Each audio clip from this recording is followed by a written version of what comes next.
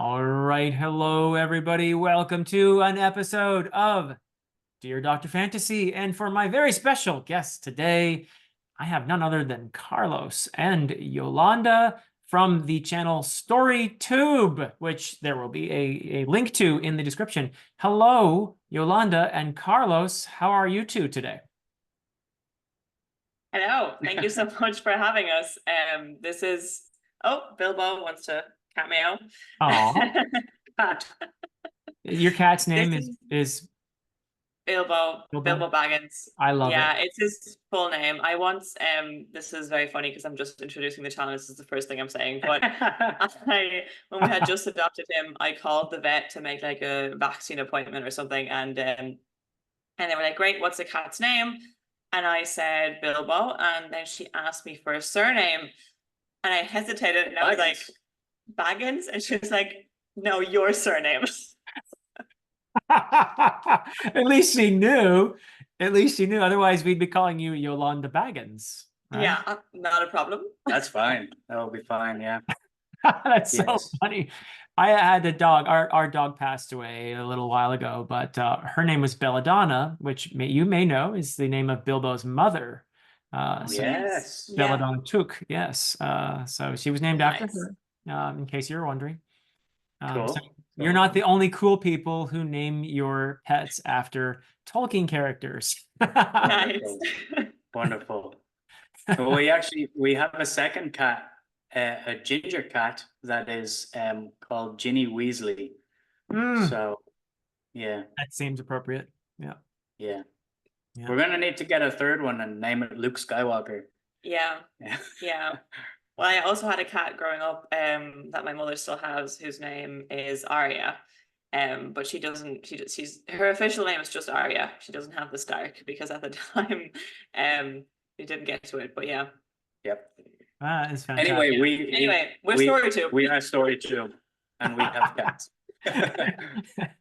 These two are a ton of fun if you don't know about their channel yet. And among the many interesting projects that they have undertaken are these monthly, I guess, what do we call this? Masochist sessions. Yeah. Yeah. Month of torture. where they pick some crazy booktuber and they decide, I'm going to read all the stuff that this crazy idiot likes, and then they read those books, and then what?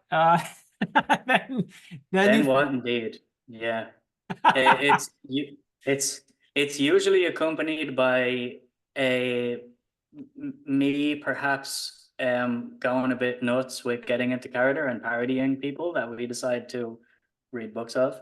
Yes. But the original idea for this whole thing came about when we didn't even have a channel, and Alan from the Library of Alexandria, who is another booktuber that we had frequently watched, was always giving out about the fact that he recommends a certain kind of book and nobody reads them.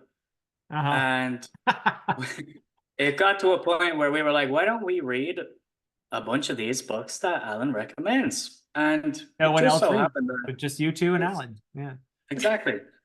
So we were making a little list of like Great Coats and Daniel Abraham and Senlin Ascends. Who else did we read? That's the usual suspects.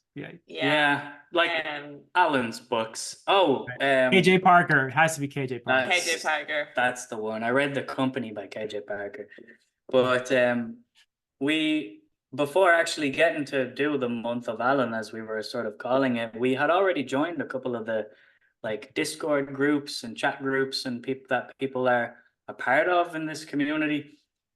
And we decided to create a little channel of our own. Because I guess apart from all the fantasy that people like to read in this circle, we also just sort of read books in general. Yeah. And we said, why don't we do it as a video it was like the first month or so of the channel. I was pretty nervous about doing it. I think we both were. But I think you suggested, why don't we do it as a video? And I wasn't sure would people take it the right way? Would it come across as like making fun of people or like, you know? I and, mean, no one cares if you make fun of Alan. That's fine. Right? Yeah, yeah. I kind of figured Alan would be safe, like he'd be fine. But I do remember, like, I think I either messaged Alan or I messaged Evie, who was Evie. very close with Alan, Uh-huh. being like, do you think that Alan would be okay with this idea that I have? And Evie was like, oh, he would find that hysterical. And then we made it that day. Yeah. Yeah. So yeah. But yeah, then we went on and we did a month of Jimmy, which was very depressing. And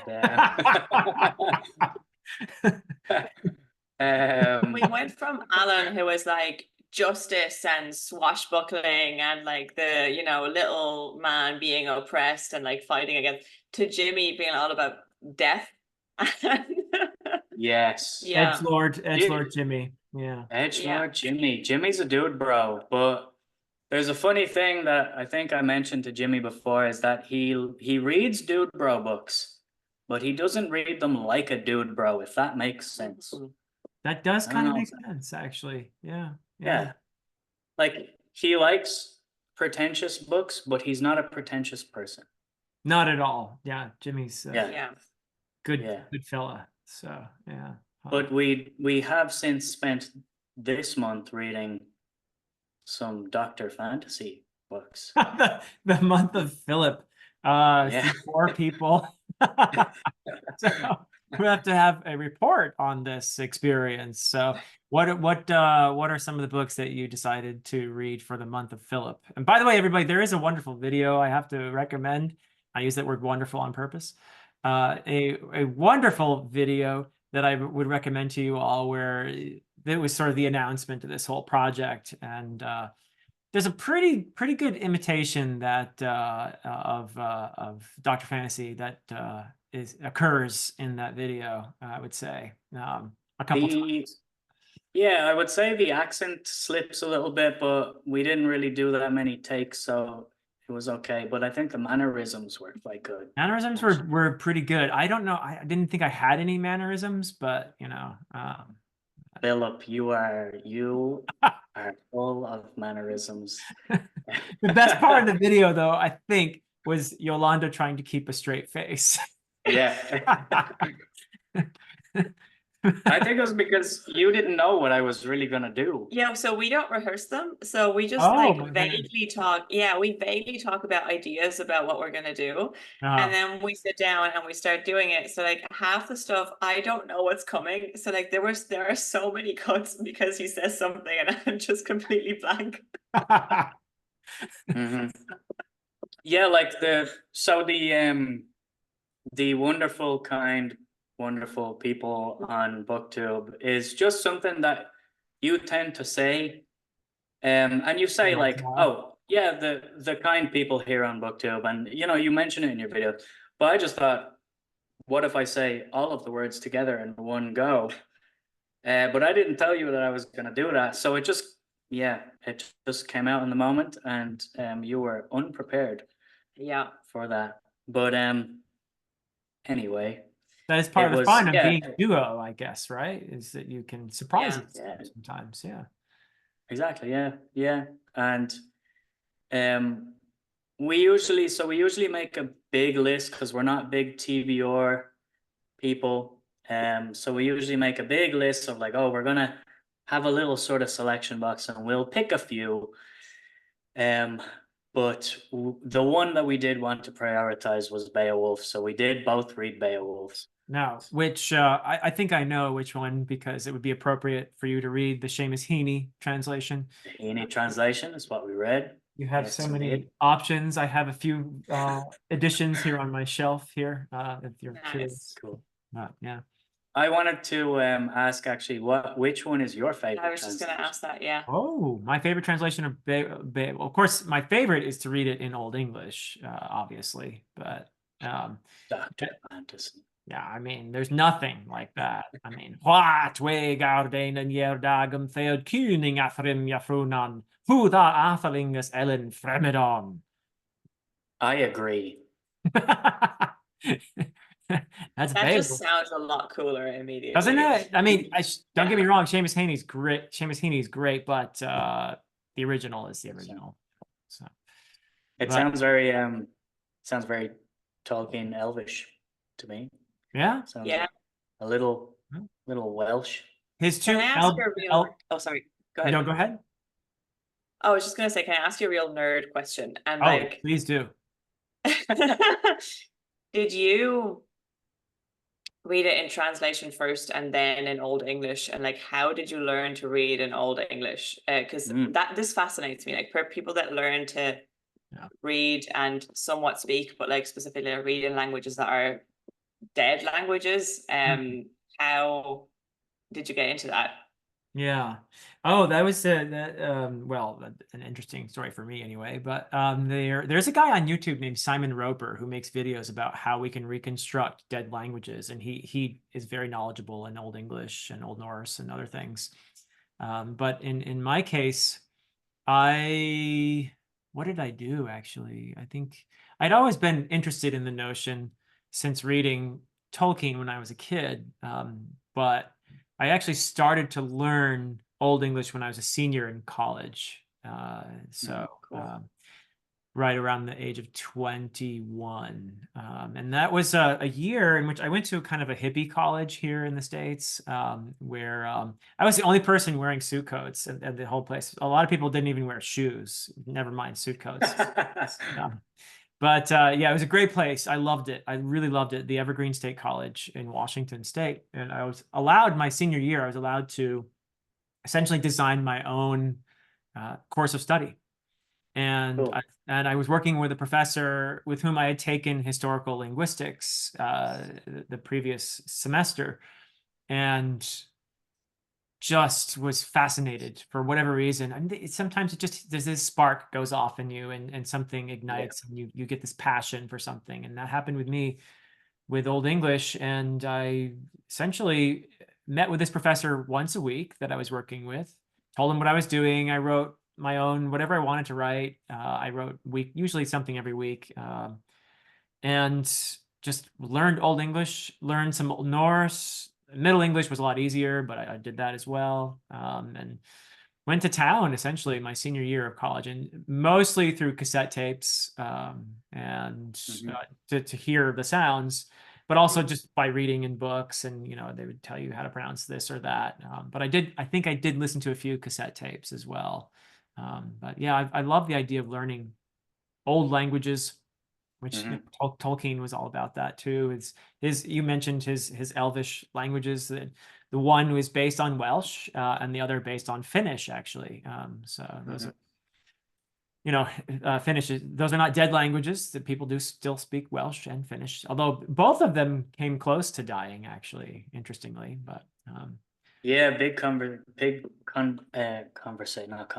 conservation project going on in Wales, and yep, we always get updates about the state of Welsh and Scots Gaelic and Irish as well here, because Irish is very much not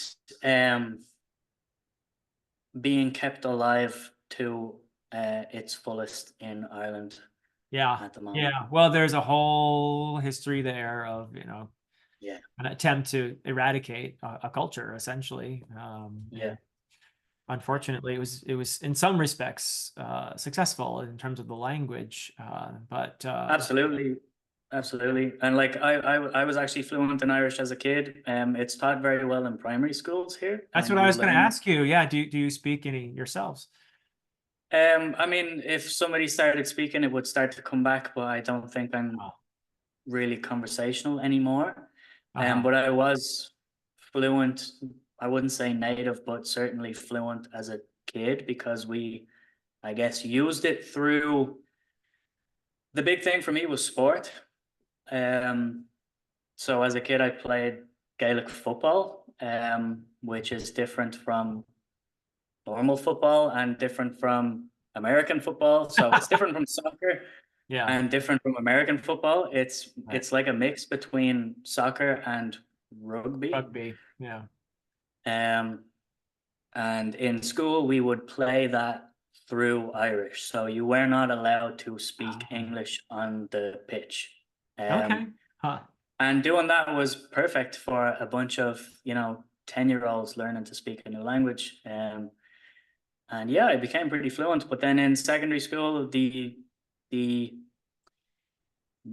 school system, I guess the curriculum is built around people passing exams rather Yeah. than learning the language. Yeah. So what you do is you learn off responses to certain works It's of called literature. bulimic learning. Yeah, that. And Yeah. that has essentially killed the language outside of the native regions of Ireland.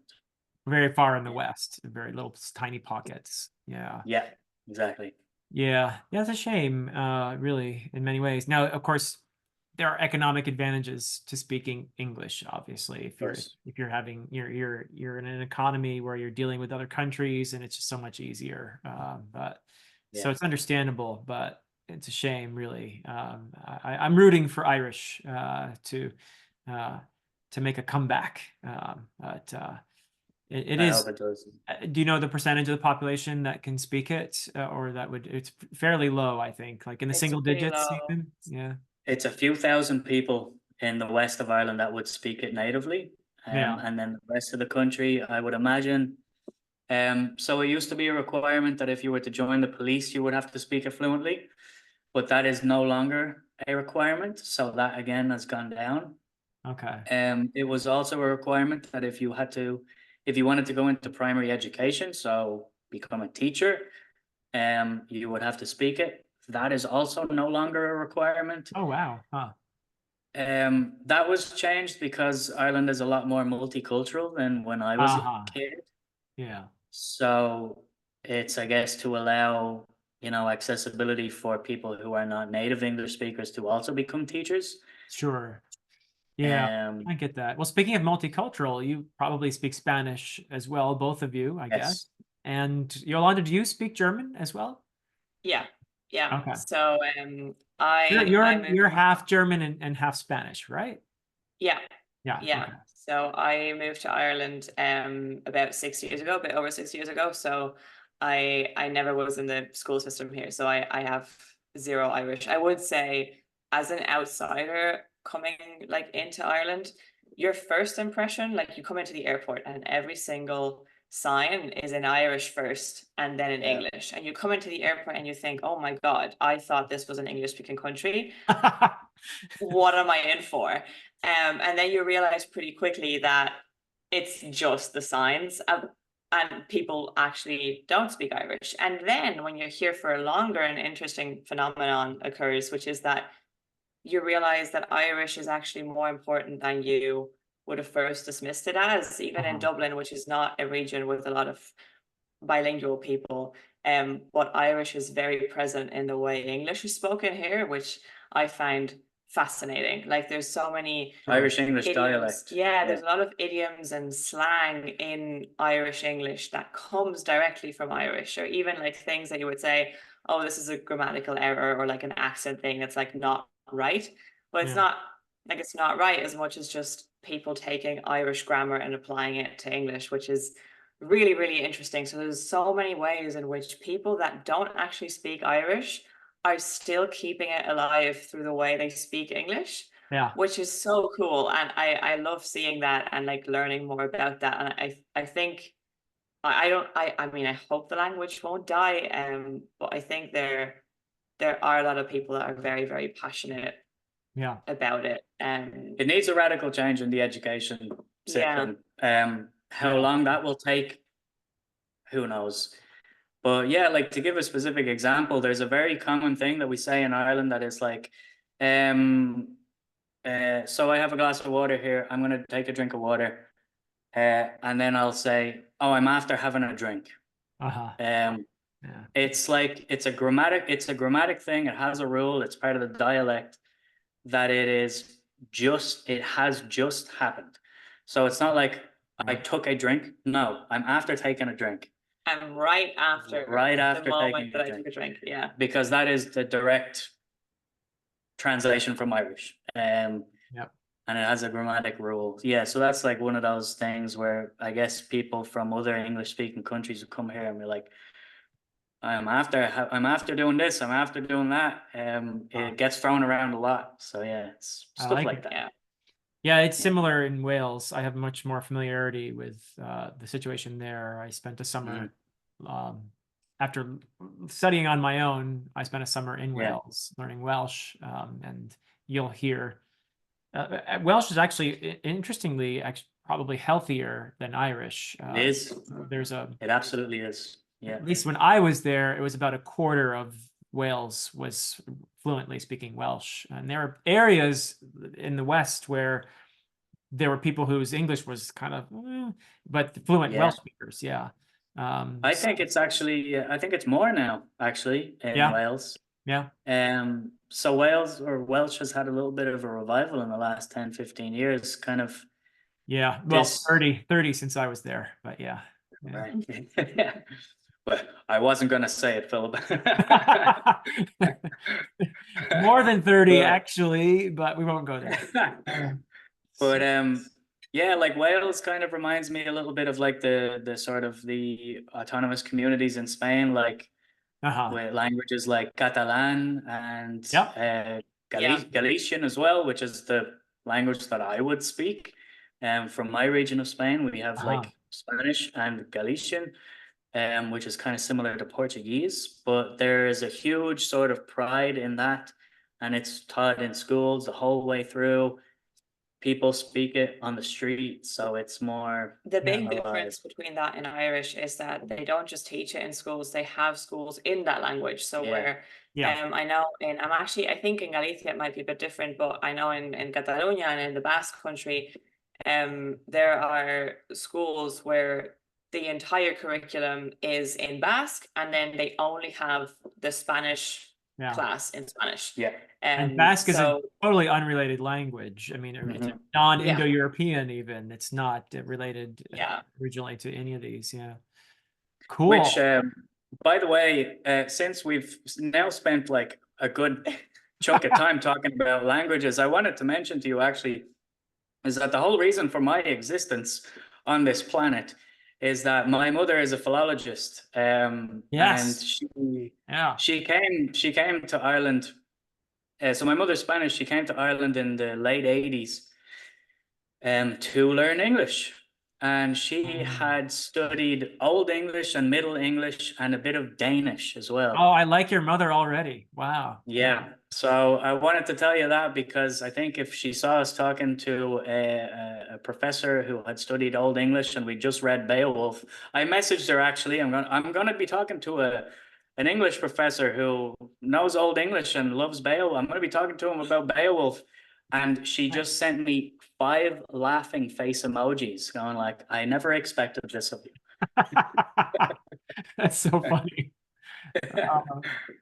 It's funny because when I met his mother, you'd think that she'd be excited that I'm half Spanish, but I think she was more excited about the German part because German she was side, like, Germanic languages, and like German is so interesting. Yeah. Oh, that's so funny. And what part of Germany are your roots? A little bit all over the place, but I spent most of the time in Frankfurt, and my family is originally from a bit more west, from like the Dortmund area, not Dortmund specifically, but like in that region. Yeah. Yeah. All right. Cool. No, I lived as a kid in Germany a couple times. Oh, really? I was an army brat. So my father was stationed in a little town called Bad Hersfeld in Hessen. Yeah, you're Hessen. Yeah. And then I also lived in Augsburg near Munich. Oh, cool. In Bavaria, in the south, in Bayern. So I've lived in Germany, love it over there. It's part of my imagination was formed by living in Germany. But maybe I think fields and stuff. Look, people that have never been to Germany, I don't know what the perception is outside of Europe, but I think in Europe, a lot of people think Germany in the modern day, and they think of the Autobahn and like, oh, you can drive at 200 kilometers per hour. Which terrifies me, by the way. I drove there and 2011, 2011, and I was going 95 miles an hour and still being passed by everybody. Now, I don't know if that makes sense because you do kilometers, but I 95. actually don't know what 95 miles is. So That's more than kilometers. Is that here like in the 120? States, the speed limit is usually at most on a highway like 65. See, I know Oh, that okay, so it's probably about like 130. as a German person, 65 is insanely low because I remember making the conversion when I was in the States, like not last, but when I was like doing a bit of a Right. road trip there, Speed And- limit is usually 100, so that's probably what 65 is. probably. So yes, you were probably doing like 120 or something then in kilometers. I learned to drive in Germany, so So she's insane. Yeah. But what I was gonna say, like people think of that kind of stuff, but the German countryside and small town Germany is gorgeous. Like you have all is. the like with the like the wooden like paneling and stuff like that, and like the little balconies and the hills and the Alps and the south, specific like the south is gorgeous. Oh yeah. It's a real fairy tale. So yeah, Yeah. I Yeah. can Oh, I it's can beautiful. imagine. That's actually what I think of more often, but that's maybe because I lived there. But yeah, So do you speak German? not very well. I actually read it better than I speak it. I can read it. I need to have a dictionary next to me, but I can read it. I've read novels before in German and in French, so it's not very good at speaking because I learned a lot of the languages that I know. I learned them by reading, and so I'm much better at reading than I am at speaking them. And I don't pick up, my ears really bad with most of them, except for Nepali, where I'm illiterate, but I learned by hearing more. So, Yeah. Oh wow. Yeah. Yeah. So yeah, but yeah, I'm basically fluent only in English, and the next best language probably is Old English. Very useful. Very Very useful. useful. Yeah. Yeah. But anyway, so you guys read Beowulf, and Yeah. we got to talk about what did you. We can spoil Beowulf. I think it's only it's 1,000 years old. More, it's probably more like 1,300 years old. So let's spoil Beowulf. What did you think of Beowulf? So the first thing I want to say is that I was surprised by the amount of direct inspiration that I could see on the entire fantasy genre. Oh yeah. Like obviously we went into it knowing like that this is the fantasy classic in the English language, obviously. But to find that direct avenue of modern tropes in fantasy was not something I really thought about. So Yeah. even the parts, like obviously it's an epic poem, it's a different like format and medium of writing, and it was like a different purpose and all those things. But to find that direct through line of like, yeah, I see where modern fantasy authors got this from. I see where Tolkien got this from. Yeah.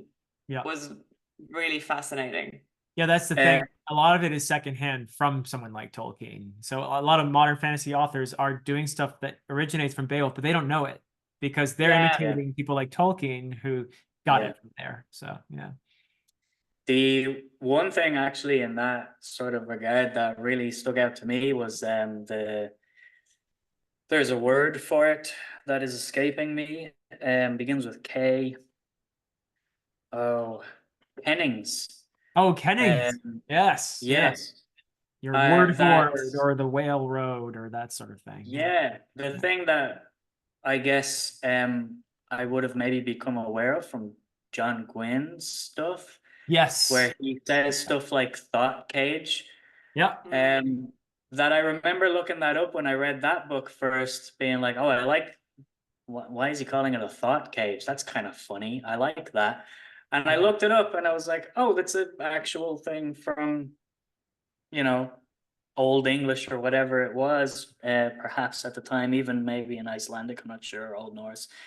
But this you'll kind find of it like, there too. Yeah. right, this kind of smashing together of two descriptors for one thing. Very German, if I may say so. That is, that True. is German. Yeah. But I really enjoyed that actually. Every time I came across one, it's like, what is it? something heart Oh, bones yeah. or something that he says for like the rib cage or something. I can't remember what it is now. Yeah. But I really loved finding all those little tidbits in it. But other than that, we so I performed the poem. I read it out loud. Oh, We cool. read it together. Very And appropriate. Very appropriate. Yeah. yeah, I think I enjoyed myself more than you did. So you were the Shop then, the bard. The bard. Yeah. Yeah. Oh, nice. But I thought it was really fun. I had a great time. But I thought the one thing that I was like, this is so strange, were all of the kind of like Christian inserts Yeah. randomly that Yeah. I felt was jarring. So it could have absolutely been okay. So a monk wrote this story or whatever, but it felt so removed from all of the pagan storytelling. And me, I guess, having grown up reading like, Irish myths, or in school you learn Irish myths, they're just not very um singular god centric. Right. That Monotheistic. is Yes. Yeah. that's the word I was looking for. Yeah. Yeah. So yeah, it felt like very odd to those little sections. But yeah, I really enjoyed it overall. What about you? Yeah. I don't see you enjoyed it more than I did, but I don't really have any criticism that you can level at Beowulf. I mean, it's the foundation of the fantasy genre. It was more for me. Yeah, probably honestly the Christian inserts of like you have this cool pagan imagery and suddenly it's like, oh, because by the grace of God. The You're grace of like, God. what? Yeah. So if you're Which curious was about that, yes. then I highly recommend you read Tolkien's essay, Beowulf, the monsters and the critics, where Okay. he talks about the Beowulf poet, who was almost certainly a Christian, obviously. And by the way, this has been debated. Are these monotheistic Christian elements, were they inserted by someone else, and blah blah blah. I think there's a fairly good consensus now that it was one poet who took an oral formulaic story that had been handed down for generations. We know that because there are analogs in Old Norse. So this is an old story. At least the killing of the troll-like creature and the troll-like creature's mother. That part is very very old. And this Christian poet repurposed it and tied it to this dragon slaying episode that was 50 years later. Okay. So why do you have this Christian poet making Grendel the descendant of Cain, for example? Why does he make Hrothgar and Beowulf sound like they're monotheists when they were actually pagan? And he's clear about that, they were pagan. And I think a lot of it has to do with the time period. So this poem was probably composed in the 8th century. And it was a time when the Anglo-Saxon tribes were pretty recently converted. That process began in the very end of the 6th century. And so to bring up the old gods, to bring up Thor and Odin, and that was probably a bit of a no-no. You don't want to remind people of those pagan gods. So what the poet did was make Beowulf, who, by the way, this poem it's not an epic. It's really what Tolkien says is it's more of a lament. It's a lament for the past. Here's a poet looking back on his ancestors, whom he sees as essentially noble and courageous. He admires their loyalty and many great qualities. But also mixed in with that was this pagan virtue of vengeance, which doesn't really jive with Christianity so well, and at least in theory. And then also the idea that one should do great deeds in order to gain fame, so that your name will live on. That's obviously not really going to go with the Christian idea of humility and all of that. So there are elements of the pagan Germanic heroic code that don't mesh with Christianity, and there are some that do. And here you have this poet essentially celebrating his pagan ancestors, but also lamenting how possibly they ultimately this faith in heroism is futile.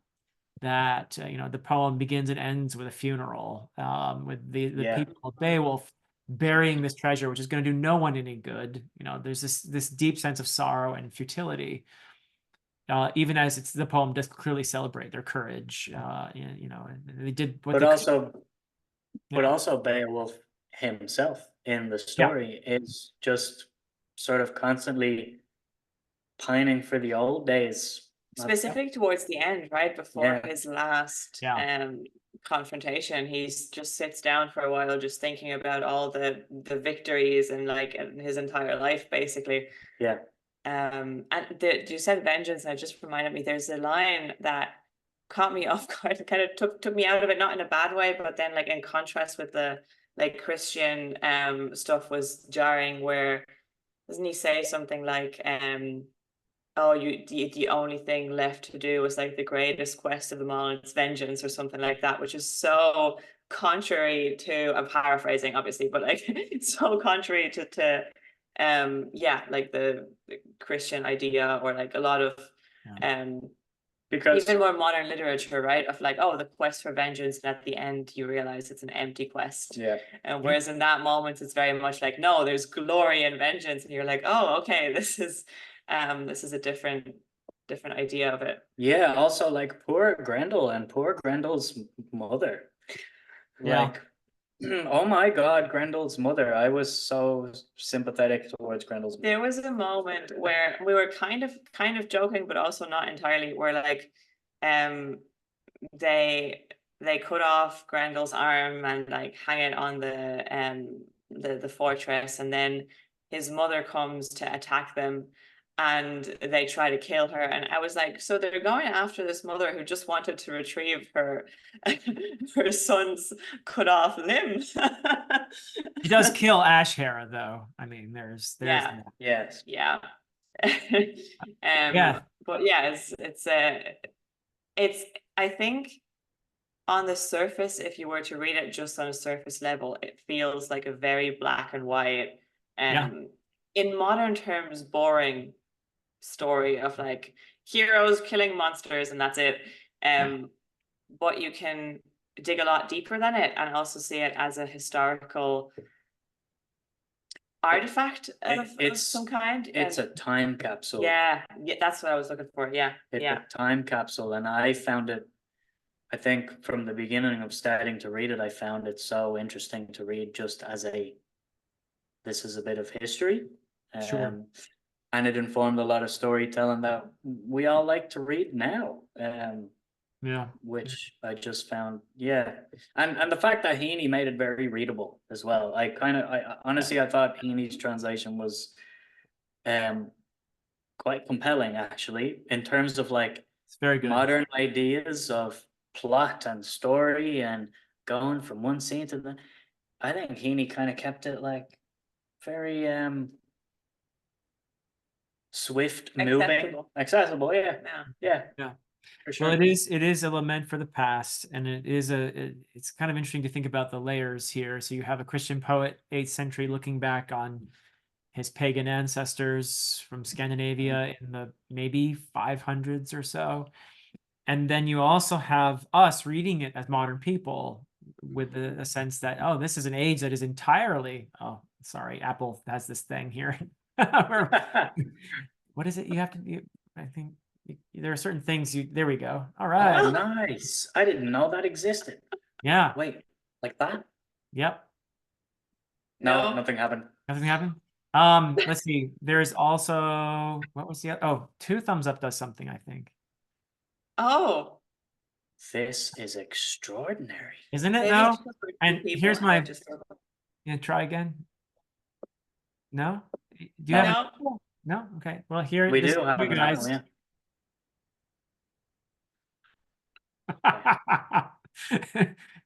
Do something. Put it in the middle. Do something, computer. It's not doing it. Sorry, I'm Dr. Fantasy. I have all the magic here, I guess. So anyway, what I was saying is it's a lament for the past, and fantasy is very much, and this is, I think you guys are so right when you say Tolkien picked up on a lot of this stuff, and it's been sort of a staple of fantasy since, is the idea of the past, and this the elves are leaving Middle Earth, and there's civilizations that have disappeared before us, and they leave little echoes of themselves, and we can see ourselves reflected dimly in this mirror of the past, and we wonder, wow, these people are all gone. What's going to happen to us? This sort of Ubi Sunt theme that you see over and over again. It's really quite I think a staple of fantasy as well. So yeah. Mm-hmm. That's so true, and it's interesting because I think a lot of modern fantasy, and when I say modern fantasy, I mean fantasy of the last 50 years, is when you think about it through a lens of reflecting on the past or yearning for the past, it's very specifically a past before technology. Yeah. Yes. That is being yearned for. And I think for like our generation, like being born towards the end of the 20th century, at the cusp of like smartphones and the internet and social media, and like right before, like old enough to remember how it was before that, but young enough to like have also grown up with it. We also remember pre-social media. Yeah, that yearning for a past without technology is very, very strong. Yep. And it like also we grew up with a resurgence of the Lord of the Rings through the movies coming out. Yes, you did. Yeah. And therefore, like for me, I remember very, very specifically watching like Lord of the Rings in cinemas when they came out, being like 6, 7, 8 years old, and getting that message of Saruman bad because he cuts down the trees. Being like really, really strong in my mind. Yeah. And not really knowing what all of it behind it was, what it meant, and then learning like as I grew up. And it's isn't it fascinating to see that 1,000 years ago, over 1,000 years ago, that same yearning already existed. It was just not about technology. It was about something else. It might have been about religion. It might have been about some other kind of perceived like freedom that was lost. But it seems to be an inherently human thing, right? To like fantasize with magic about the past. And I think like our generation, I really notice it as well in sort of, I guess, internet culture about sort of laughing at ourselves, where Lord of the Rings is a huge source of that because yeah. And I saw one recently which was like the orc that goes to Saruman, where he's like, the trees are strong, my lord, and he's just saying like the roots grow deep or whatever, and he's like, we can't really do it all like as quickly as you want. And the meme was something like, this guy is just a corporate worker trying to tell his boss, his middle management trying to tell his boss that, look, we just don't have the capacity to take on another project right now, Lord Saruman. And Saruman's like, I don't care, do your and it's each generation will excavate their little bits of meaning or yearning for a simpler time, and kind of find solace in these kinds of things. And yeah, I find that really, really interesting, actually. Well, and Saruman, his very name, by the way, this is very deliberate on Tolkien's part. It's from Old English, and Searu in Old English means clever in a very mechanical way. And you see him very much enamored with technology, as you said, and also, I'm sure that if he were around today, rather than a Palantir, he would have a cell phone for sure, right? I mean, yeah. He would have a Twitter account. Probably he would own Twitter, actually. Yeah. He would own Twitter, yeah. And rename it something stupid like X or something. Yes. What a ridiculous thing to do. Nothing like that would ever happen today. Not that I'm comparing Elon Musk to Saruman or anything. God, no, we wouldn't do that. We wouldn't do such a thing. So you read other things too, besides Beowulf. We did. Yes, on the topic of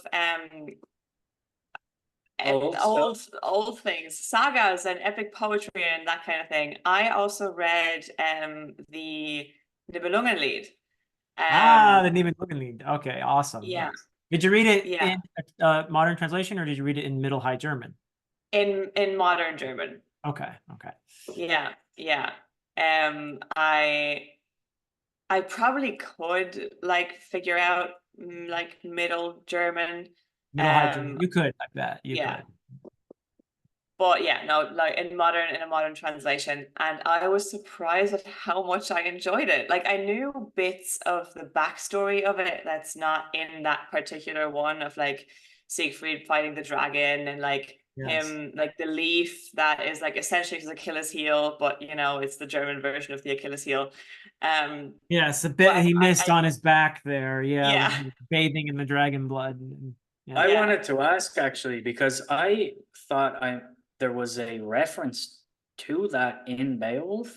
Was that the same, or was it Sigurd that he referenced? Yes. So Well, yes, you are correct. The poem, for whatever reason, makes the dragon slayer Sigmund, the father of Sigurd, or Siegfried, as it's known in the German version.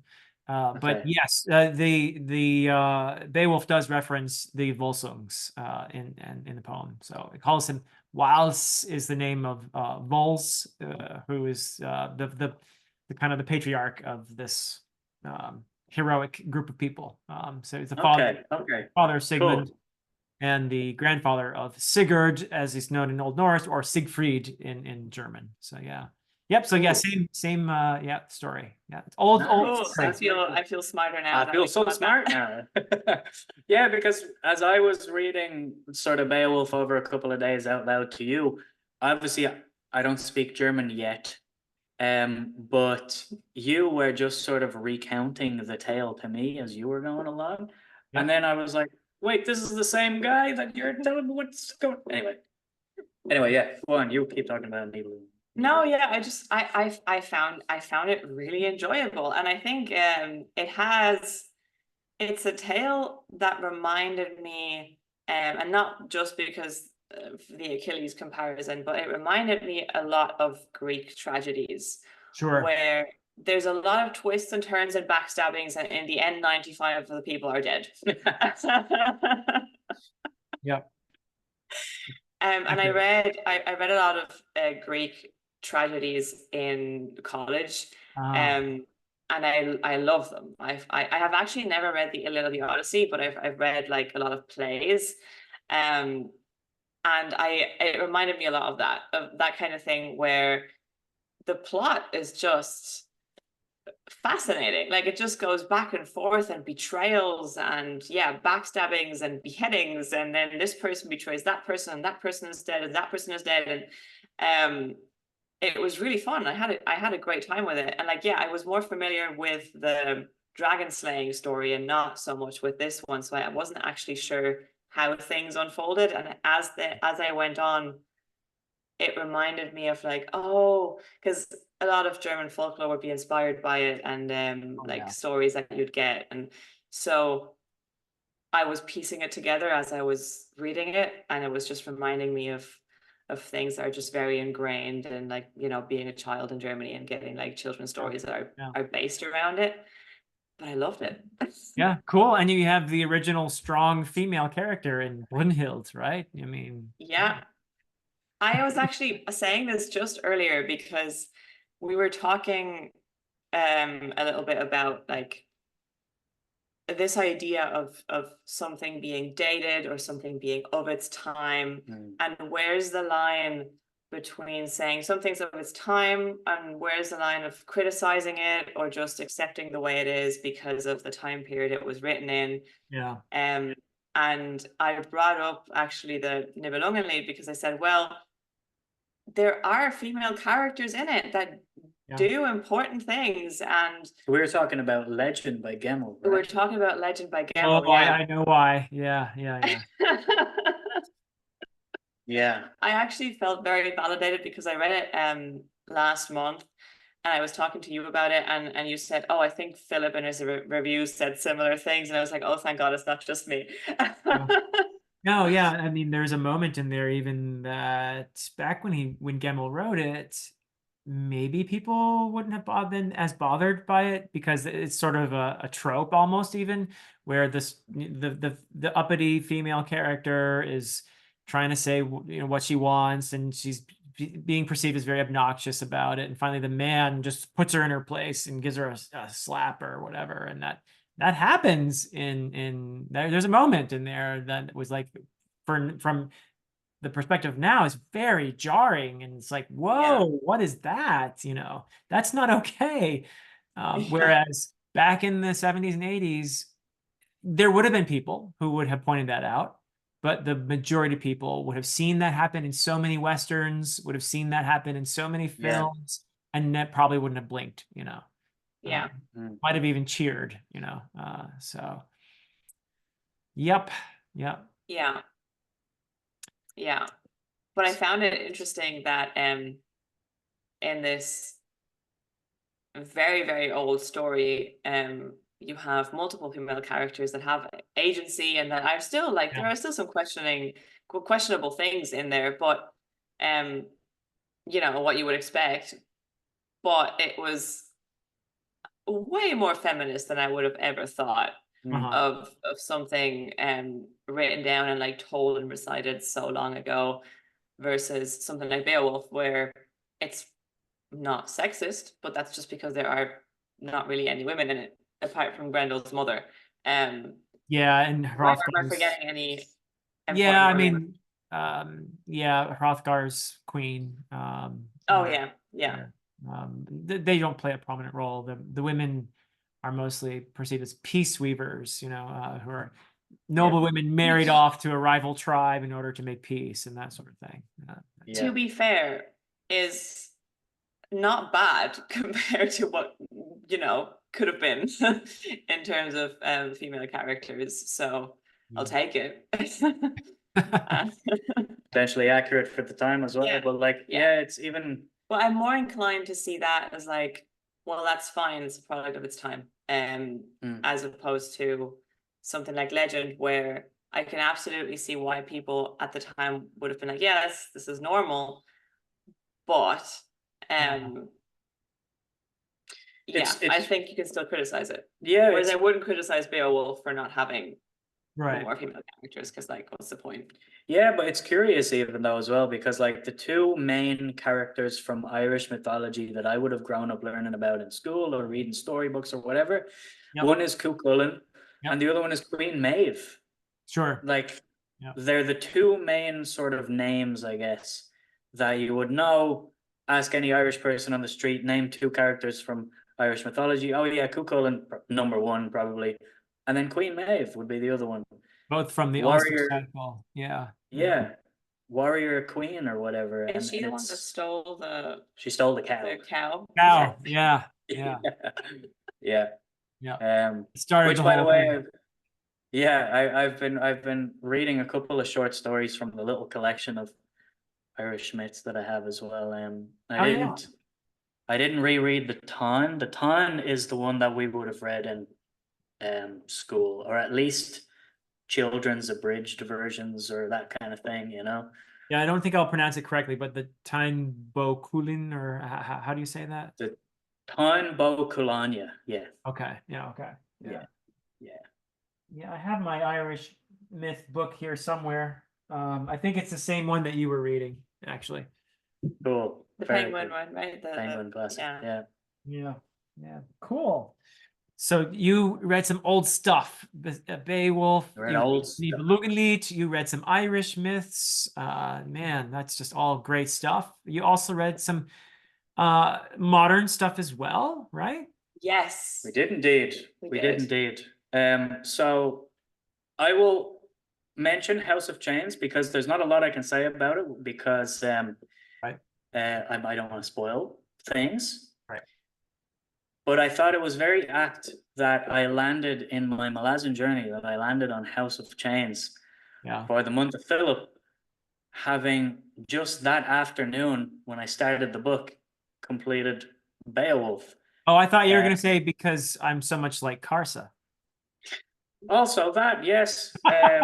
You're quite the barbarian, Philip. I mean, you haven't seen me on a tennis court. You swing that racket like a big wooden sword. That's right. That's right. Or a big, well, we won't go there. But anyway, yeah, because we're avoiding spoilers. But yeah, big old racket sword. Yeah. So you're enjoying your Malazan journey. I'm loving picked it. up somehow. I get the vibe that you are enjoying your Malazan journey so far. I don't know how you will I get don't that know idea. how. Yeah, he's Yeah. being so subtle about it. Yeah. It's been very, very cool. It's been a series of books that I've been aware about for many years. Yeah. But I've always felt a sort of oh God, maybe one day. And that sort of prevailing feeling has I guess lingered until I guess about the last year or so. Just listening to you and AP as well. Yeah. Yeah. Where I don't know if it's the sort of the kinship with the Irish sense of humor and the Irish sensibility, where he breaks pretentious things down in a fairly non-pretentious way. Yeah. Which I enjoy, and he's got a bit of a cheeky sense of humor, which I enjoy. But AP, just you guys, AP cheeky. Oh yeah. not at all, not at all. Professor Fire being cheeky. Yeah. But yeah, like you guys talking about it, and as well, we've gotten quite close to Jimmy over the last couple of years, just from like being in his Discord, and he was hugely supportive when we started our channel as well. But just you guys talking about it in, breaking down the barrier of this sort of reputation that I had gotten online from the series of being very abstract. And Jimmy hosted some great discussions on the Malazan series. For sure. Yeah. And I think they're very important for getting people into the books. Yeah. And so I decided January, New Year, I'm just gonna dive into the Malazan Book of the Fallen, and I adored the Gardens of the Moon. And yeah, the getting to House of Chains, we didn't plan it that way, but I was like, right, I'm knee deep in Malazan now. When are we gonna do the month of Philip? We can throw in Beowulf while I'm reading a Malazan book. See, for further context as well, like we have the month of stuff planned out in advance. So like when we decided to make the month of Alan a YouTube thing, we already we came up with that, and then we said, okay, what else can we do? And it was always going to be Jimmy and Philip next.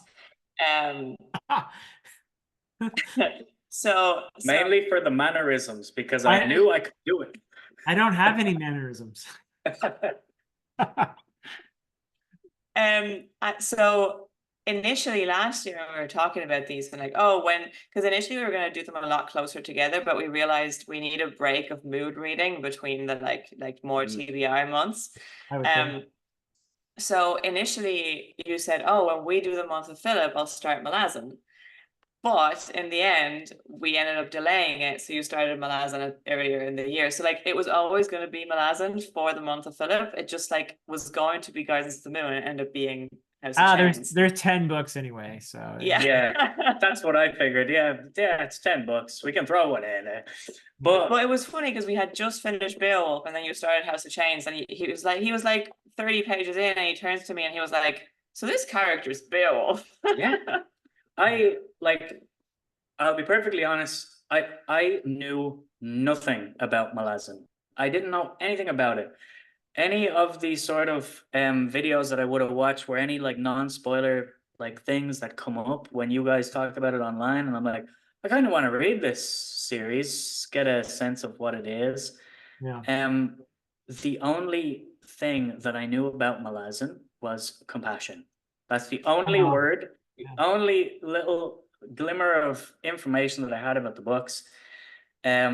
And the fact that my mother owned Toll the Hounds 15 years ago, whenever it came out. Yeah, it was, there you go. It was, because somebody had bought Toll the Hounds for my mother. An extended family member had bought Toll the Hounds for my mother when Huh. it came out. So we have a first edition hardcover of Toll the Oh, Hounds, lucky you. Yeah. which I assume is worth a good bit of money now. But Huh. she didn't read it because she knew that, oh, this is like the eighth book in a huge fantasy series, and she never actually went back to the start to buy all the other books. Uh-huh. But I was aware of it just because of the existence of that. But yeah, it was totally accidental then to arrive at House of Chains. I had a vague idea that the first section of the book was different to what had come before, but I wasn't really aware of what I was getting into. Yeah. And we had just finished Beowulf like that day, or at least the day before. And 30 pages in, I'm like, wow, this is Beowulf in Malazan. Sometimes the universe speaks to you, but I think Yeah, Conan as well, and you picked up on that, obviously. Conan, yeah. Yeah. Yeah, for sure. For Yeah. sure. But I loved it. So the middle two sections in House of Chains I found dragged a little bit for me. Yeah. And I'll mention sort of spoiler free, but it's when like some of Fiddler's sections when he joins the 14th company, I found Uh-huh. some of those sections a little repetitive, but Yeah. I assume maybe we're just slowly getting to know that group of Marines for Yeah, when I now. was watching your review, I was thinking to myself, well, I wonder what he'll think when he finishes the series and looks back Yeah, on that, or maybe even does a reread eventually. yeah. It has a way of changing how you might, it might change the way you feel about it. Yeah. That happened I'm getting, with the reread. Yeah. yeah, like I'm getting that sense from, I'm hesitant to say I was bored in this section Yeah. Yeah. because I have found that even within a book, he can find a weird way of like bringing it back and recontextualizing everything that I've just read in that book with one chapter. Yeah. And I found that with the Unrack and Troll Yeah, plot that's when in, I was thinking, I think down the line he's gonna revisit that and yeah, maybe we'll see, but yeah. on rack and But Troll. even at the end of House of Chains, I was like, oh, I'm interested in this now. But for the entire book, Yeah. I was sort of less interested in that storyline. But for me, House of Chains is Karsa Orlong's book. Sure. And that whole storyline is where everything else is built out of. Yeah. So for me, like the theme that he is trying to go for in House of Chains is all kind of constructed around this idea that he wanted to explore of the sword and sorcery barbarian um on the hunt for glory. Yep. What does that mean? Yep. What does that mean on a sociological level? Very, very, very interesting. Well, and the best part is now you know what's going on when Malazan fans scream "Witness!" Witness, yeah. Yeah. Yes. Yeah. Oh God. The amount of little quotes that now make sense. It's like Yeah. if somebody doesn't know Luke, I am your father, you know. Yeah. Yeah. But yeah, it was Awesome. just it was very it was kind of the stars aligned with reading Beowulf and then immediately reading House of Chains when we decided to do the month of Philip. It was quite cool. Yeah. That's awesome. I believe there might have been some Mark Lawrence in the month as well. Is that right? Yes, indeed. So I actually haven't finished the book that broke the world Oh, yet. okay. Well, we're going to talk about it later. Yeah. Yeah, but I'm about I think 70 or 80 pages into the book that broke the world. Awesome. And for the first 30 pages, I found that I did not remember Uh-huh. all of the intricacies of how the first book ended. And even with the little recap that he has, I was like, oh my God, there's so much going on Yes. in this series. It's an intricate series. Yeah. Yeah. Oh, I love it. Like I could get lost in it. Yeah. But I was struggling with the beginning of the second book, but I find that I'm really getting into now I don't know how to say her name, but is it Selcha? Is it Kelcha? Is it Kelcha? I don't know what it is. Yeah, I was giving the sound, but I don't know. Yeah, Yeah. In my review, I'm I not gonna say it, but I'm gonna go with yeah, yeah. I am very intrigued about her POV. I guess. I don't know. Kelcha. Anyway, yeah, Sure, we can say that. Yeah, we can say whatever. we can do that. But yeah, I'm very intrigued about her POV. So now that I have finished House of Chains, I can finish that. Cool. We're gonna give the month of Philip, I think, a bit of an extra week Oh, into June so we can Yeah. finish some stuff because I have an exclusive for you, Philip. oh boy. So in our video initially I said that the books that I wanted to prioritize outside of Beowulf were the 5th season by N.K. Jemisin, which I did read, and we can get to that. We gotta get to that. And some Mark Lawrence. I had like Emperor of Thorns on there, Red Sister. Yeah. So I read the 5th season, and then I didn't pick up Mark Lawrence. I picked up Gardens of the Moon. Oh, okay. All right. So Yeah, it so took too much to hear Carlos going on and on and on about it. And is that I what figured, I mean, That's there was exactly what happened. two things. One side of it was I was thinking of picking up, I was gonna read Red Sister, because that's the one that which I you have, should like, do someday, of course. I absolutely will. But that's the Mark Lawrence like trilogy that I remember you talking about the most, like of us watching your videos. Yeah. But it was just the right way my brain works. It was giving me a bit of anxiety to start one Mark Lawrence trilogy without having finished a different Mark Lawrence trilogy. So I was like, no, I need to read Emperor of Thorns first. But then that didn't feel like a Philip book because I had already read the first two in the trilogy independently. So That would be a me book. yeah. And then on top of that, I had Carlos just Malazan. It's getting to a point where I don't know if we're going to have something to talk about if I don't read it. So the stars aligned. And I picked up, I was actually still in the middle of something else, and I read the prologue of Gardens of the Moon and instantly loved the prologue. And I was like, this immediately feels so vast and like a real tale, and I want to sink into it, but I need to finish this other stuff first. And I was immediately like, you're gonna want to reread that prologue 3 times. yeah, which I have since, and I'm grateful for that because I was a bit lost, and then I was told to reread the prologue, and I was like, oh.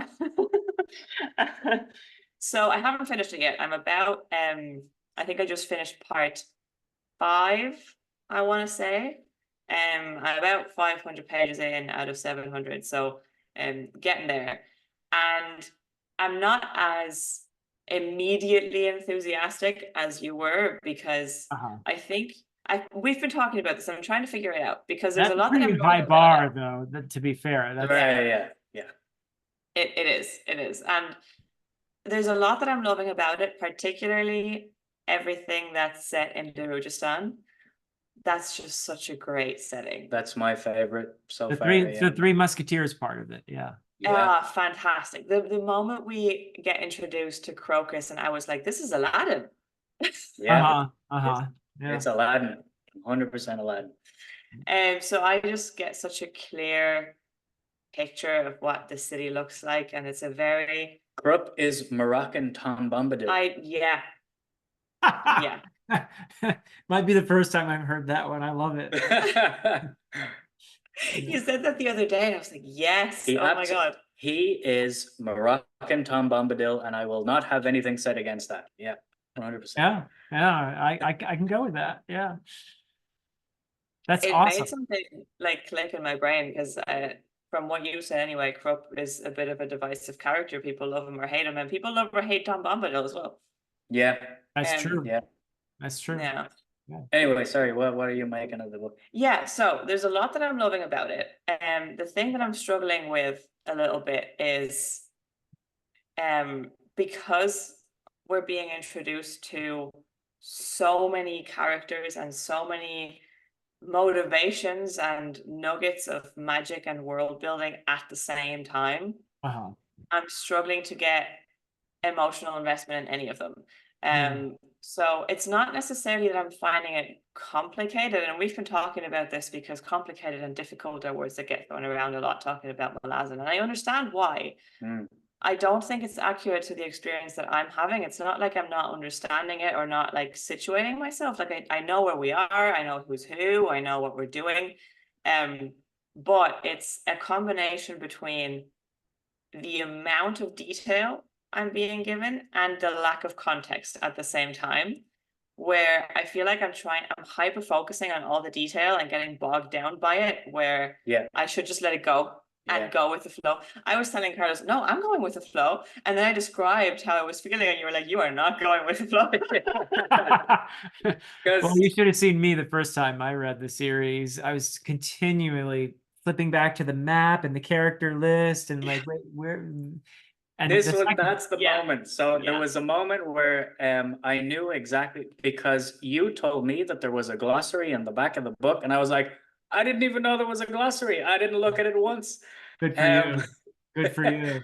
Yeah. But I felt like you're giving me the glossary. That means you're expecting me to learn the glossary by heart, and I should know everything on it. So you have to memorize it first, then read the book. Yeah. I'm a sort of fly by the seat of my pants type of person. I'm a sort of a, as the kids would say, a vibes person. Yep. Malazan was made for you, Carlos, then. Yeah. I think so, yeah. Because I think my willingness to just go with the flow, even if I have 5% context, and I think it was that conversation that we were having that was sort of leading me into what I said in the start of the House of Chains review that I filmed then as well, which I kind of want to do a whole separate video about that as well, of like readers' expectations and context in the Malazan books, and how he drip feeds you context, and how that recontextualizes things you've just read. So yeah, I kind of want to do a separate video about that as well. But it obviously as well, it comes down to taste. So it's not just the fact of giving you 5% context at the start. By the end, you might have 70% context. If that is just not a thing that speaks to your taste as well, that makes sense, you know. Yeah. I think what I'm finding is I am liking it, but I think my favorite thing about it is how vast and lived in the world feels immediately. So I can absolutely see that a couple of books in, grasping more of the overall context, to that it's a world to really get lost in and just keep pulling at all the threads, and it's very exciting that there are so many prequels and like sequels and like spin-off books and stuff. Oh yeah, don't get me started. Yeah, because I'll start pitching the Ian Esselmont books to you and everything else. You're committed. Have no fear, Philip. I've already bought some. Good. Oh, you're gonna love the Bocalan and Corbel Broach books too, Carlos. I mean, yeah, I think I read the first one. I really enjoyed it. It felt like an old Victorian Penny Dreadful. I really enjoyed it. See, that sounds great. I'm excited for all of that. I think what I found, and this is just, I think, me reading the first book and learning how reading this works for me, because I've also never read, I was thinking about this today, I've never read an epic fantasy that is so high on the fantasy elements while having a serious tone, because often I think we equate the fantastical, the extremely fantastical, with the whimsical. Yeah, like you'll have Terry Pratchett, or you know, on a like YA level like Harry Potter and like that kind of thing, but often the more what we see as more serious or grimdark or whatever fantasy is the more grounded, where the fantastical elements are more sparse. So it's a different type of fantasy that I've never read before. And for me personally, what I'm finding the most different is not necessarily the structure or like anything like that, but just this like uber fantastical but also serious. We're like, even Yeah. like we compare it to D&D, but D&D is not serious. So much. Whereas like Malazan is like dealing with some heavy topics, even though like it's not like it's depressing, there's humor in it, but it's a serious story. So I'm finding that I can't It's also read, not afraid to get a little whimsical at times. I think the more you read as well, it will. but there's a tonal balance, like Yeah. there's dark stuff that Yeah. happens, and Yeah. That's really important. I What you're saying now is really important. Yeah. it's I didn't really have much of an idea of what the tone really was, and Yeah. I'm coming to realize that I enjoy, like, my peak enjoyment. If I read like 100 pages in a day, my peak enjoyment is between page 25 and 75, if that makes sense. So like I need to read a bit, and then I sink into it, fall into it, and then I have a peak enjoyment, and then I need to stop, because if I read too much, I'm starting to get overwhelmed. So it works better for me reading it slower. Yeah. Yeah. Which is just me setting an expectation of, like, if I sit down and say I'm going to read 200 pages, I'm setting myself up for failure, because there's so much going on that I need to let it sink in and then Yeah. put it down, read some literary fiction or something, and then come back to it. Yeah. By the way, I'm gonna turn on the light real quick because it's getting dark here. Yeah. Oh, sure. Yeah, I see it gradually getting darker. Yes. So feel free. No, those are really wonderful insights. Yolanda, what you were saying about the tone essentially of Malazan, and also the diversity of tones really that you'll find in there. I mean, the humor is really important. As you progress through the series, I think you'll find that it does feel even grimmer and darker at times. Like I would say that Gardens of the Moon is in some ways one of the more whimsical, lighthearted of of that series. So it does get darker. So that humor becomes more and more important, I think. Yeah. But yeah, I think you have a great insight there, because it is very high fantasy in the sense that there's all this magic, the Warrens, and I mean they Yeah. both authors just go for it in terms of the just the scale of everything, and I mean you're going to see some just mind-blowing crazy stuff in there, which usually when you have a series, you're so right, that's more dark in tone, those elements are very much played down. So yeah, It's that's on the good. lower side, yeah. Like Yeah. even with but for me, one of my favorite aspects of A Song of Ice and Fire is the reawakening of the magic, and I am Yeah. constantly waiting for the magic to appear. Yeah. So Malazan is kind of just hitting me at the right time, where I'm like, I wanted a big, expansive fantasy that really, goes for it in terms of the magic. Yeah. And there you go, from chapter 1, You've got it. you're You've got it. you're right in Wow. there. Yeah. Wow. Well, I'm pleased, probably not as pleased as Carlos, but very pleased, Yolanda, that you have started Gardens of the Moon. So that's awesome. Yeah. I'm excited. I'll be continuing. I think, I don't know if I'll do Dead House Gates in June, maybe July, or just in the background in June, like read it slowly throughout the month. But I'm committed to reading the first three at least, like fairly consecutively, because I've been told that would be beneficial, and I don't want to forget names and stuff like Uh-huh. that. So Well, not that you'll Because know many names when you start Dead House Gates. You'll be like, that's true. Yeah. Yeah, it won't matter with Dead House Gates, yeah. Yeah. But I think the cool thing is, at least from 4 books in, the series does have a little bit of something for everybody. So like even if you're not into the heavy military aspects, like I'm not into the sort of really heavy look at military campaigns and that kind of thing. It's not Uh-huh. really my area of interest. So The Chain of Dogs wasn't my favorite thing, but I have an appreciation for it because I know that it's extremely well done. Yeah. Which is just separate to whether I enjoyed it or not. Yep. But I think the if you want crazy magic, sure, it's there. If you want really rich, thought-provoking, thematic character stories, I actually do think that where you are now is not, it hasn't started yet. Mhm.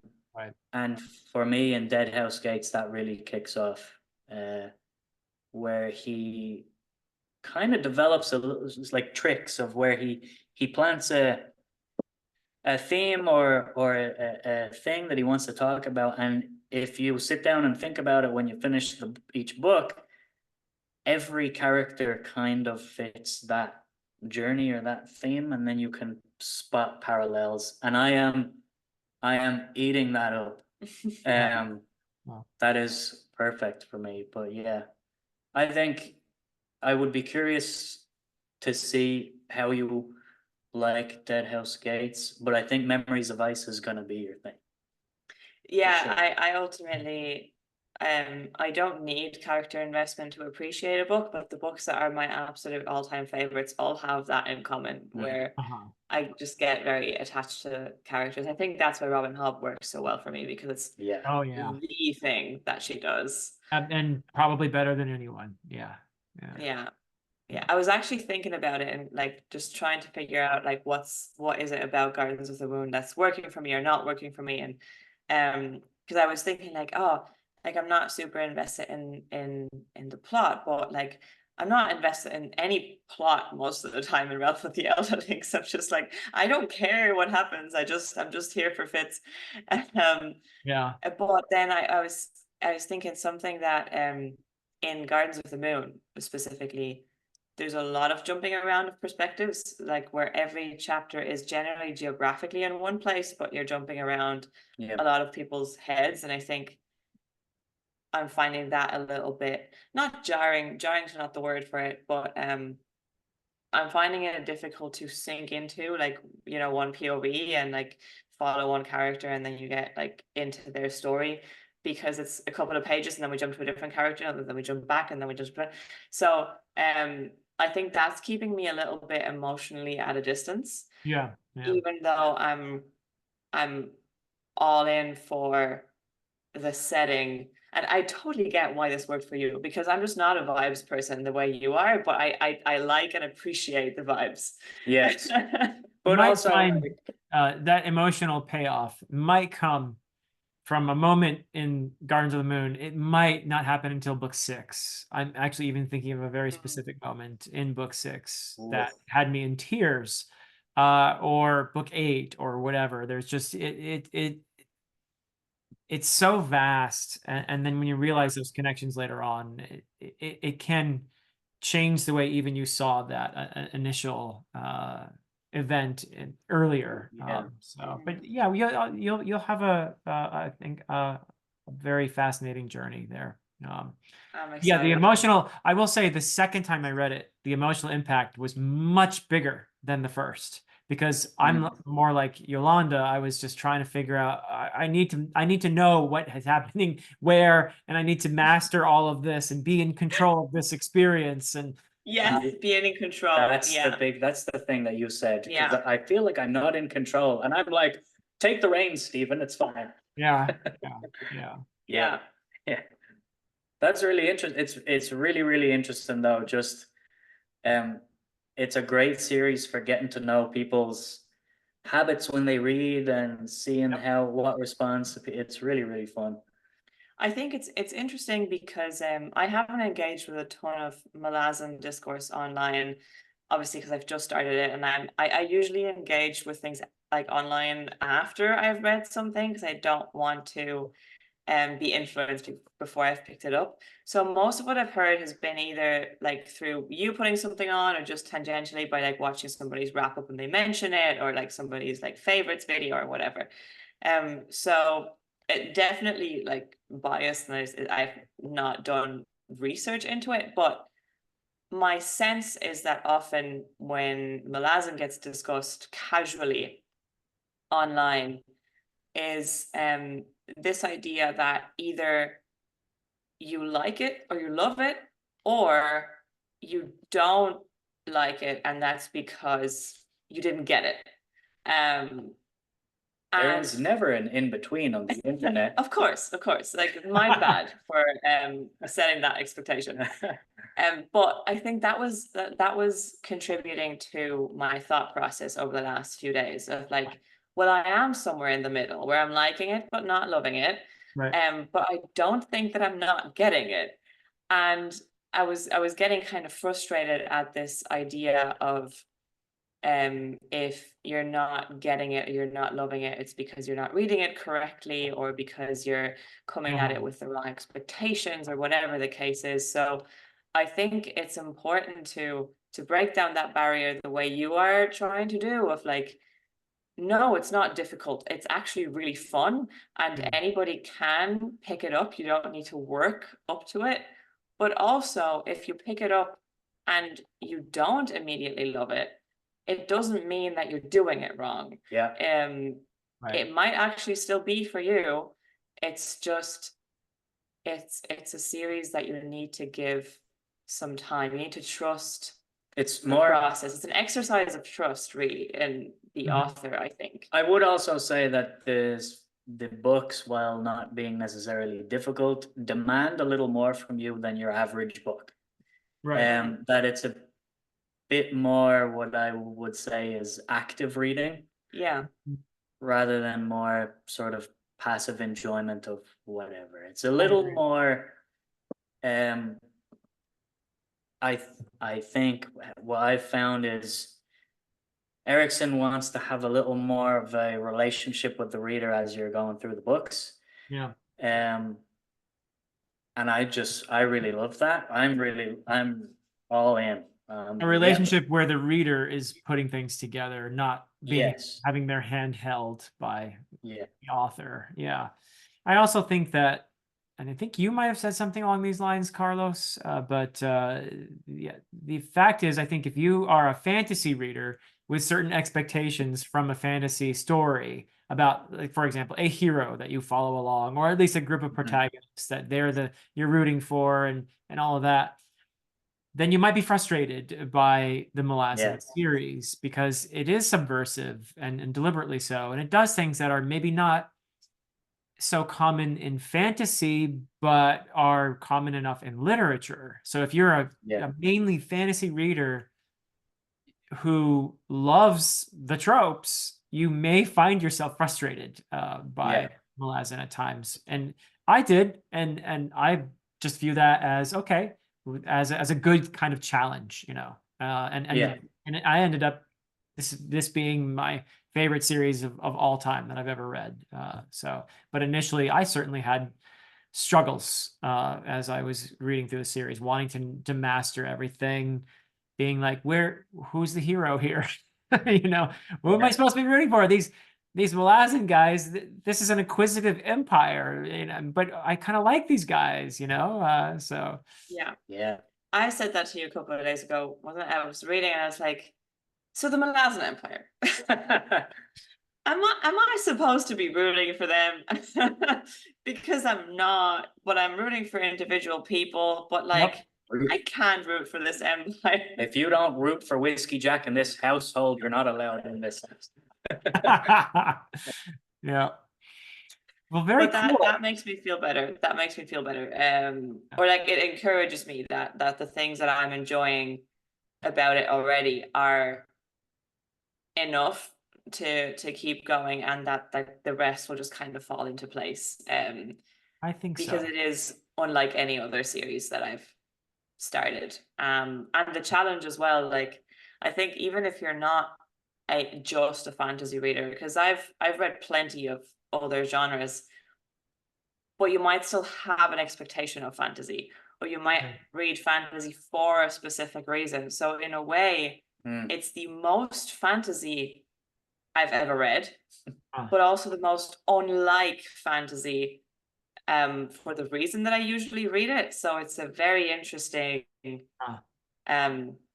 experience to go into, to challenge yourself of like, this is very unlike what I usually read in fantasy, but for two vastly opposite reasons. If that makes sense. It does. Yeah, very well explained, actually. Yeah. Cool. Any other books that you want to bring up while you guys are here with me that as part of the month of Philip or otherwise? Well, the 5th season is the last thing that you actually did. Yeah. That was started and completed during the month. So, I mean, speaking of fantasy unlike any other Yeah. fantasy. Yeah. Okay, so this is the cool thing about doing the month of stuff that we do. Like with Alan, it was all about justice and, like, you know, Finding the through line yeah. of the books that each person likes And- is fun. But it just kind of happens without us setting out to do that. Like, we just pick the books that we're interested in out of what each person talks about and loves and reviews. And for Jimmy, there was a lot of very depressing stuff, and I find it's so cool that I happen to read 4 books / poems and sagas for the month of Philip, where 2 of them are like foundational for the fantasy genre, and the other 2 are pushing the boundaries of that genre Yeah.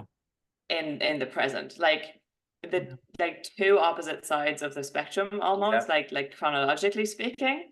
Sure. It's almost like we did a month of Doctor Fantasy. You'd think. But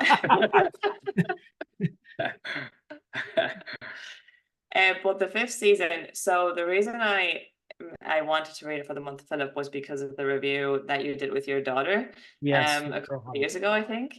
Yeah, that was the beginning of the channel, so it was more than 4 years ago. Yeah.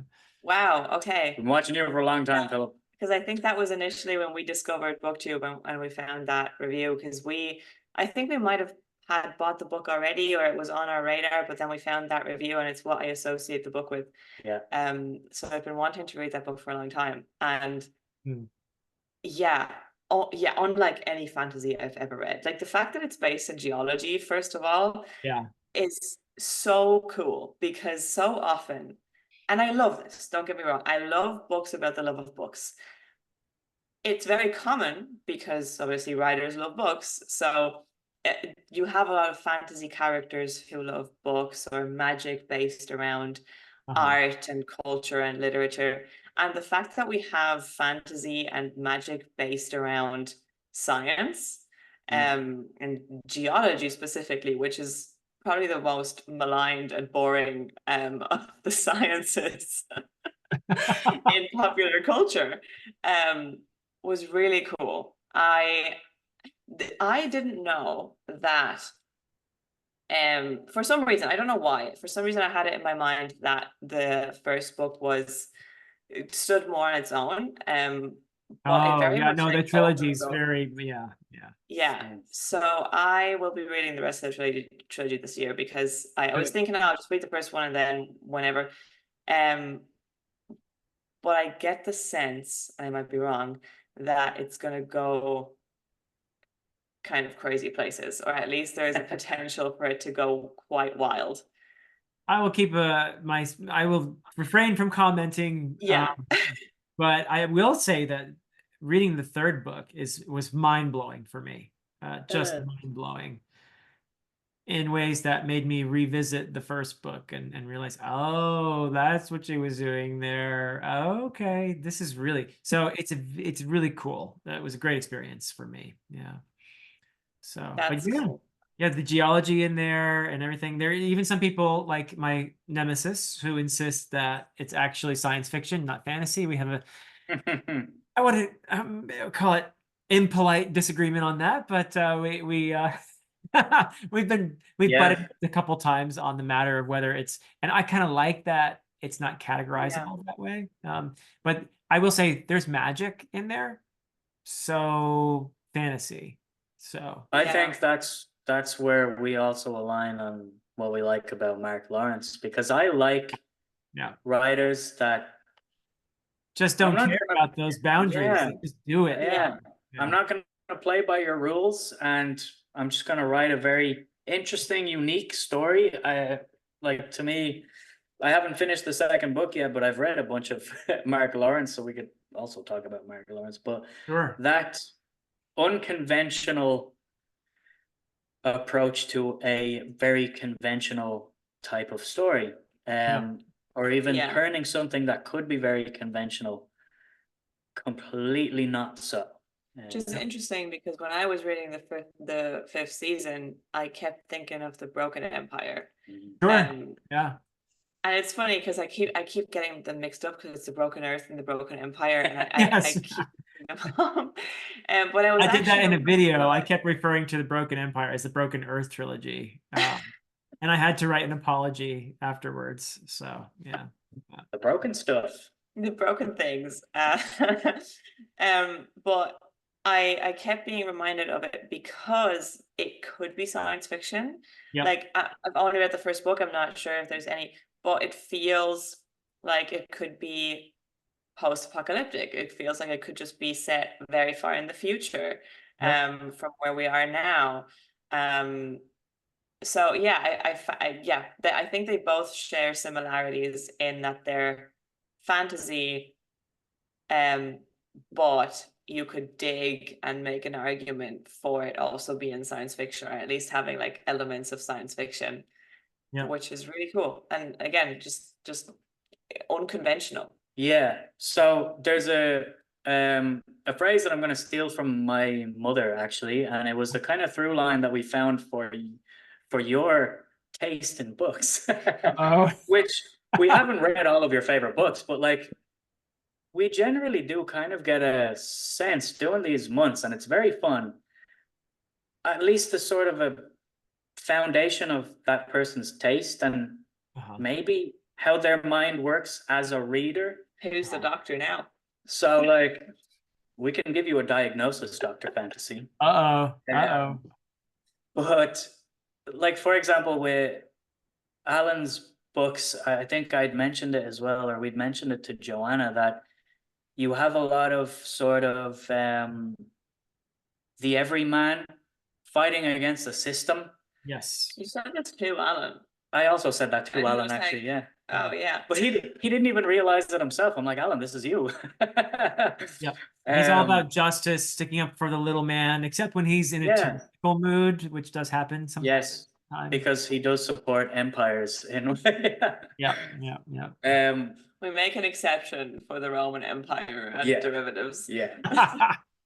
But that kind of this sort of the unheard voice, maybe fighting up for what is right, especially when the world sort of compels you to do wrong, and people's strength in the face of that. We found a lot of that in the books that we read for Alan. And Yeah. obviously for Jimmy, we joke around that a lot of the books that he reads are depressing, but he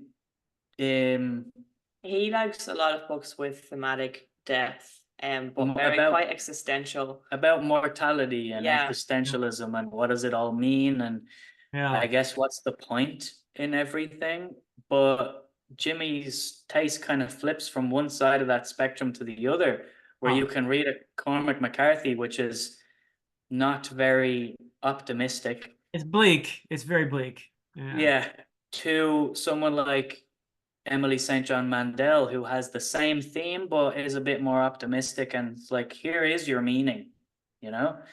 And then the phrase I was going to steal from my mother, actually, is that I think you're a reader's reader, which is more of like you're open to what a story might give you across the book. You just enjoy the act of reading the story and having it sort of unfold for you. And it kind of, a lot of the fantasy that you like does that, because it does that for me too. Where there's a lot more going on than just the plot. I've been accused by I think Alan, actually, of loving everything I read. So yeah. But yeah, no, I like that. A reader's reader. Yeah, mothers are so wise, aren't they? Yes, they are. Don't tell her I said that.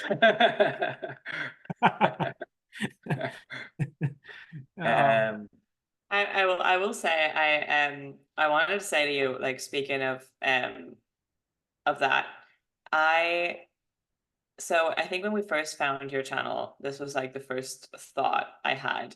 So I studied comparative literature in college for my Cool. bachelor's. Um, just because, you know, I was 17 choosing my major or whatever, and everybody advised me to do something useful. You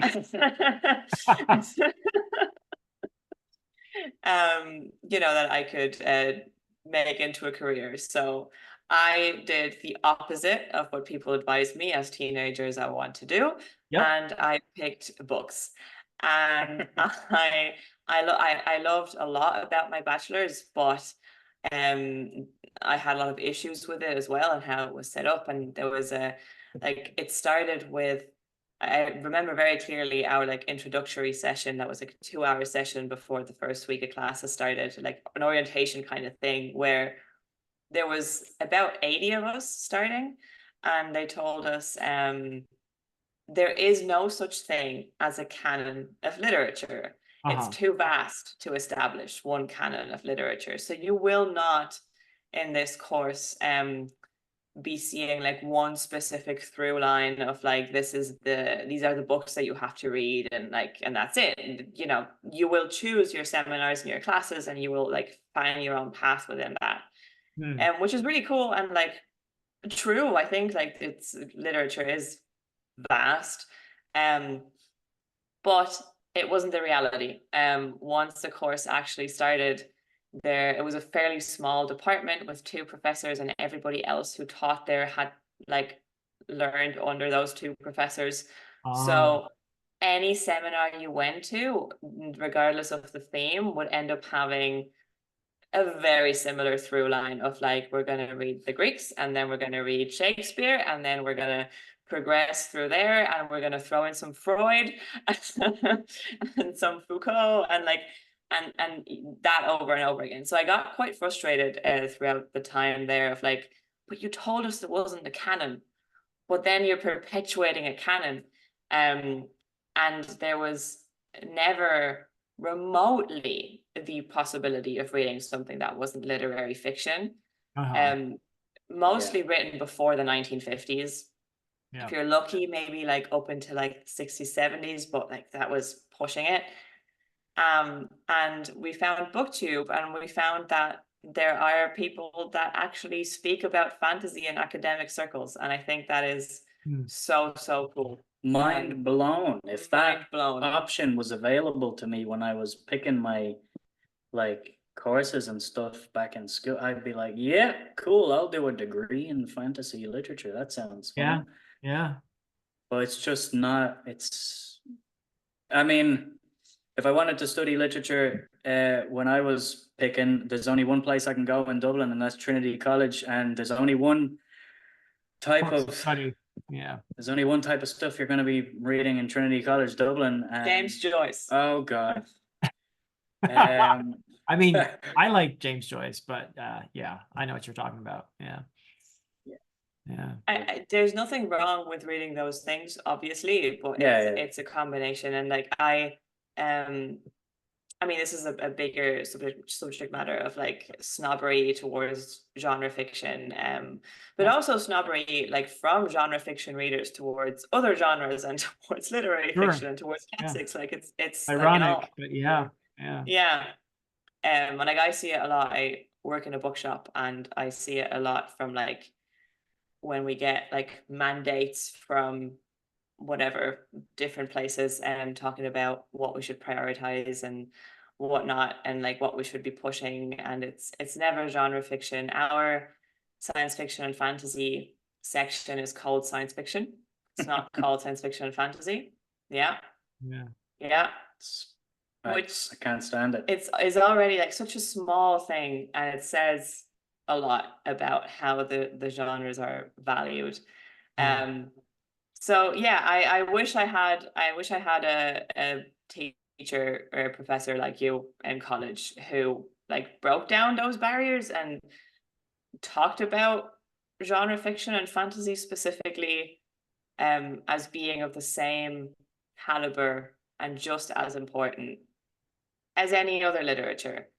So yeah, It's just books. It's just books. It's just books. Stories, great stories. Well, thank you for Yeah. saying that. That's really why I'm here, to be honest with you, is I believe that fantasy is a genre that is just as rich as any other, and it performs all the functions of literature, from entertainment to helping us understand other people and develop empathy, to a grand sense of catharsis at the end of a tale well told, you know. So all these things are, and more, are part of the experience of engaging with stories, period, and never mind the genre, really. This has been a Yeah. really, really wonderful time for me talking to the two of you. I've really enjoyed this. I actually think that it's very kind of you to engage in these month of whoever it might be, and I'll be very curious to see who you do next and in the future. And I'm sure lots of people will be curious to find out who that's going to be, who the next victim is. Also, just to see how you guys will imitate that person. I imagine who has mannerisms, and you got to think about that, right? So Everyone's got mannerisms. except me, I don't have any. You won't see any No. mannerisms in that video that they made at all. But Yeah. thank you too. This was really been a joy for me to get to talk with you, and I hope we will have. Well, we are going to have an excuse to chat again relatively soon for Yeah. the book that broke the world, and Yolanda may or may not be joining us for that. Is that in like a week? Is that in a Two, week? 2 more weeks. like 2 weeks. 2 weeks. Yeah. Maybe. Cool. Whenever I'll try. Yeah, if you show up and you're there, great. If you haven't finished it, you should at least photobomb Carlos while Yeah. he's talking. While holding both cats. Yeah. There we go. That might end badly for me. Yeah. So I can see Bilbo again. Yeah. Well, this was lovely. Thank you so much. Everybody, please check out StoryToob, the channel that is home for Carlos and Yolanda, two really lovely people. And I'm so glad you guys are part of this community. Well, thanks a lot for inviting us on to chat, to have a therapy session on Dear Dr. Fantasy. I feel therapized. This was cathartic for you, I hope. Yes. Yes, indeed. It was surreal to be talking about Beowulf and Old English, not with my mother for once. Yeah. Which is quite funny. There's probably a huge part of her that is very annoyed that I didn't read Beowulf because of her. Uh-oh. Yeah. But yeah, no, thanks a lot for inviting us on. And yeah, we like doing these month ofs because it gives us an excuse to read books we wanted to read anyway. But also, you know, if people, I guess, see the loving, funny side of all of the videos that we make, that's also just a nice little token to people that have channels that put in the work to do all of this stuff that people sit down and watch, you know. Because I think BookTube is a cool place on the internet that is doing good things, because a lot of people don't read anymore. And I think BookTube is a very, very important part of keeping that alive. So thank you too, Philip. All right, well said. And thank you guys, everybody who's been watching. Thank you very much. And till next time.